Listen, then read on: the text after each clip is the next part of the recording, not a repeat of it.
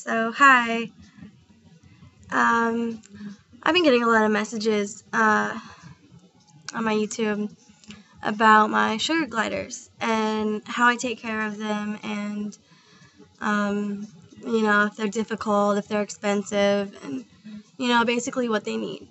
They're actually really cool animals. I really like them. I got mine the summer before my senior year in high school. And now I'm at my second semester in college, and I still have them, and I still have the time for them. They're nocturnal, first off. They're nocturnal. So that means they're, like, awake and active at night. They sleep all day, kind of like me. But they sleep in little pouches. Yeah. But anyway, they are exotic pets, so they have they're more high maintenance than other pets. So they're higher maintenance than cats and dogs and fish and all those like common animals. You have to feed them. They have a high maintenance diet mainly, and you have to feed them protein, vegetables, fruit. You have to make sure they have calcium, especially if they're a female glider and they breed. Because I have a bonded pair and I breed them.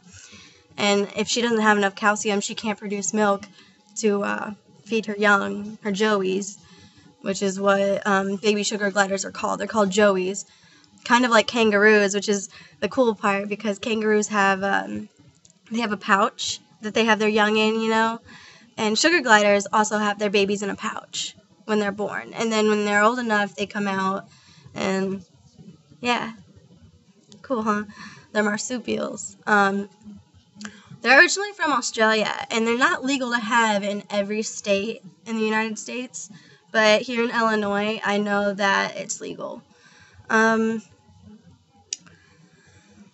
can buy things called like glider nectar, which is what I use, and it has all the nutrients in it, so, if you're, like, worried, maybe they're not getting enough calcium or they're not getting enough vitamins or minerals,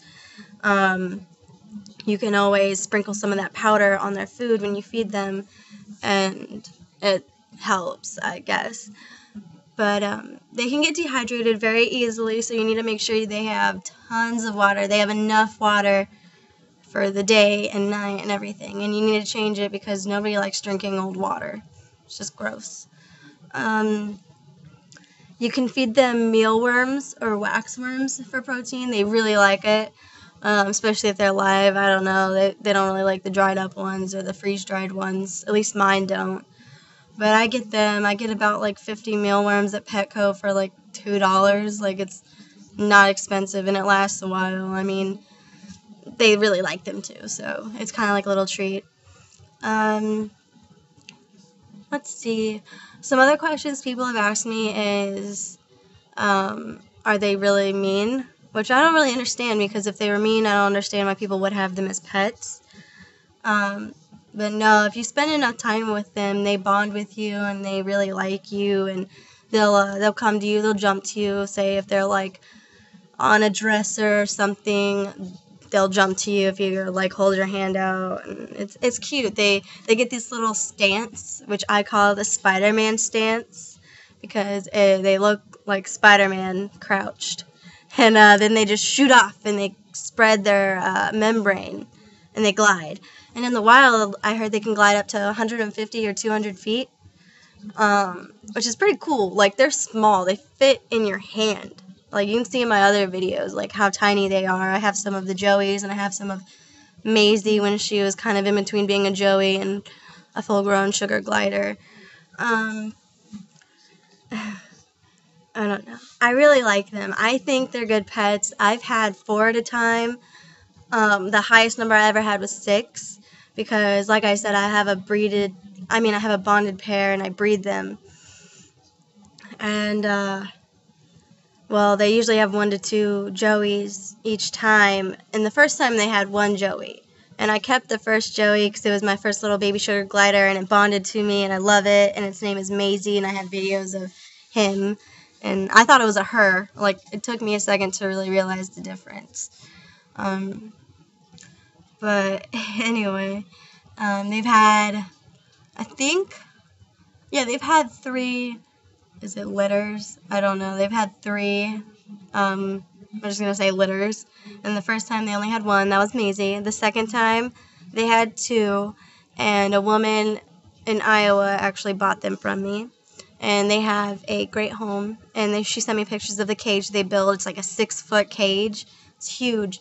But they have a good life. It's good. I make sure they go to good homes. I won't sell them to just anybody because they are high maintenance pets. And then they had another litter, I guess, and they had 2, and it was crappy. They were rejected joeys, and I didn't really know because I had never dealt with it before. Shuggy, who was the mom, has always been a great mom and always took care of her babies, and I mean, I always made sure she had all the nutrients and calcium, and I mean, sugar gliders, they're smart. They don't really eat their young or kill their young just for shits and gigs. They do it when something's wrong, like say she couldn't have produced enough milk to feed her babies. That's why. But I feel like there was something wrong with the babies because they pushed them out of their pouch because they sleep in a pouch, right? And one of them was on the floor already dead when I saw it for the first time. And then the other one, like, I thought maybe that one was just dead when it came out. I don't know. My mother had put the other joey back in the pouch. And later on that night, I went to go check on them, and I looked for them everywhere, and I could not find that joey. And I even took their pouch out, and I was looking in it, and I noticed this pink stuff in the bottom of it. And so I dumped it out, and it was a rib cage, and it was the skull, and it was the muscles, and it was a paw, actually. So they did eat that one. And I don't really know how to explain it because that stuff had never happened before. I am thinking something might have been wrong with the babies when they were born because they're smart, and they are smart animals, and they don't just do it for shits and gigs. Something had to have been wrong. But I'm pretty sure she's pregnant again, and I'm keeping an eye on her this time, like a really good eye. Because if they're rejected, I still want them to have a chance. And you can buy rejected joey kids from this website called Sue'sSugarGliders.com or Sue'sGliders.com. I don't know. I'll find the link. I'll find the website, and I'll put a link down there for you guys. Also, when I first got my sugar gliders, I found a site called Sugar Glider or SugarGliders.com, and it's actually a forum site, and they have people that sell gliders on there, sell glider supplies, and anytime you have questions, you can ask on there, and you get a reply like that. So, yeah, that works out really well. But, yeah.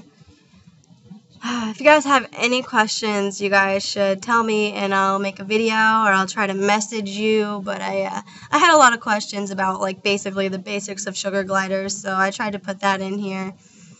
I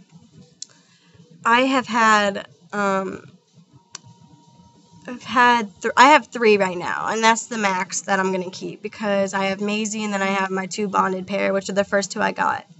And they're about 6 or 7, and Maisie's about 1 or 2. Actually, she's about 1, because she'll be 1 in February. She was born right before my birthday. So, yeah, it's cute. I can't really think of anything else to say besides they're very loyal, they're cute, they're adorable, they're fun to play with. My boyfriend wears flat-billed hats, right? And when Maisie was a little sugar glider, she would climb up on top of his hat and sit and ride on his flat bill. And I don't know. I think they're cute and fun and adorable. And yeah, that's my video about sugar gliders. I'll probably make some more videos about them, but I don't know. I kind of use this YouTube for my personal videos that I just like to back up on the internet and I think are funny. So, yeah. Bye, guys.